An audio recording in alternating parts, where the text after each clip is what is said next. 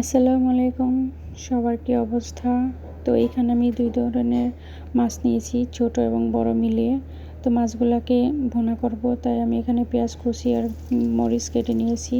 তারপর চুলাতে প্যান দিয়ে পরিমাণ মতো তেল দিয়ে পেঁয়াজগুলা ভেজে নিব ভালোভাবে। তো পেঁয়াজ ভাজা হয়ে গেলে আমি এখানে আদা রসুন জিরা বাটা দিয়ে দিব হলুদের গুঁড়া, মরিচের গুঁড়া, স্বাদ মতো লবণ আর সামান্য পানি দিয়ে মশলাটাকে ভালোভাবে কষিয়ে নিয়ে নিব। দিয়ে দিব কয়েক টুকরা কাঁচামরিচ। মশলা কষানো হয়ে গেলে আগে থেকেই পরিষ্কার করা মাছগুলো আমি চুলাতে কড়াইতে দিয়ে দিব। এখন ভালোভাবে মশলার সাথে মিক্সার করে নিয়ে নিব। এই মাছগুলো খেতে অনেক টেস্ট হয়, আর বিশেষ করে নদীর মাছ বলে তো কোনো কথাই নাই। নদীর মাছ এমনিতেও যে কোনো মাছই মজা হয়।